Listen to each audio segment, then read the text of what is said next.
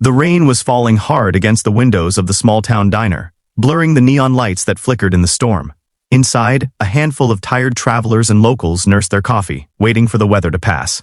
At a corner booth sat an old man, his back straight despite the weight of his years. His hands trembled slightly as he lifted his cup, but his eyes, steel gray, sharp, and unwavering, told the story of someone who had once seen battlefields far worse than a rainy night. His name was Frank, 81 years old, a Korean War veteran, and a man who carried the quiet dignity of someone who had given everything for his country but asked for nothing in return. But not everyone in the diner saw dignity. The door swung open, the bell jangling sharply, and in walked a man whose presence seemed to suffocate the room. Leather jacket, shaved head, a sneer that dripped with arrogance. He carried himself with the swagger of someone who had never been told a no in his life. He spotted Frank sitting alone, frail, sipping his coffee with quiet pride. To the thug, it was weakness. To Frank, it was peace. The tension thickened when the thug walked over, looming above the old veteran. Words were exchanged, ugly, cruel words that cut into the silence of the diner. The veteran, calm as always, simply shook his head, unwilling to trade his peace for hostility. But that act of restraint only fueled the thug's fury. With a sudden, violent motion, his hand lashed out across the table, connecting with Frank's cheek in a sharp, sickening slap that echoed through the diner like a gunshot. The old man staggered, his cup clattering to the floor, coffee spilling across the tile.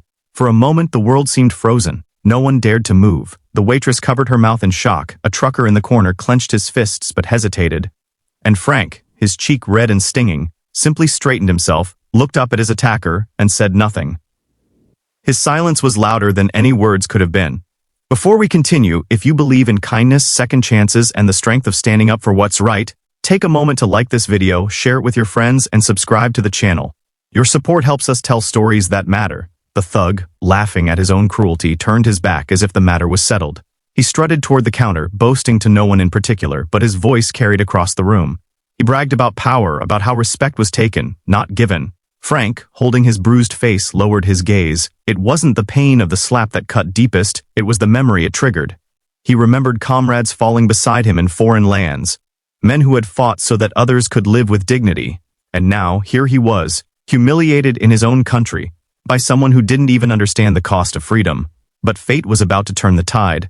The diner bell jingled again, the door opening to let in the storm. In walked a man, broad-shouldered, leather vest heavy with patches, tattoos snaking down his arms. His boots thudded against the floor with a steady rhythm, and his eyes scanned the room instantly.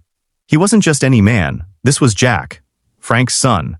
And behind him, filling the doorway and then the diner itself, came a dozen more men, their presence unmistakable. The Hells Angels, the thug's smirk faltered when he saw them. For the first time that night, his swagger hesitated. Jack's eyes found his father in the corner, the fading red mark on his cheek. And then Jack saw the thug. The silence that followed was suffocating, heavy with the weight of unspoken fury. Jack's jaw clenched, his fists tightening at his sides. He walked over to his father, crouched down beside him, and placed a hand on his shoulder. The tenderness in that gesture contrasted so violently with the storm brewing in his chest. Frank whispered something only his son could hear, and Jack nodded slowly, his expression hardening.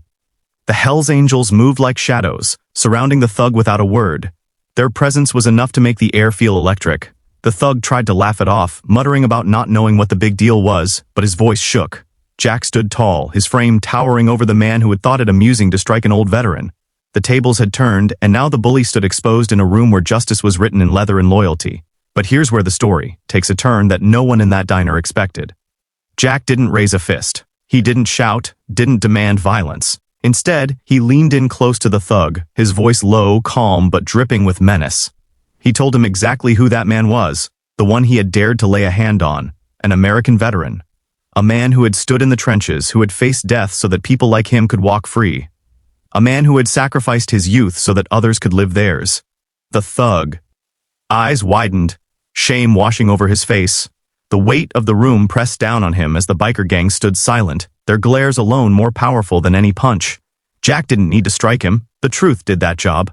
In that moment, the thug was stripped of all his false bravado, forced to face the ugliness of his actions.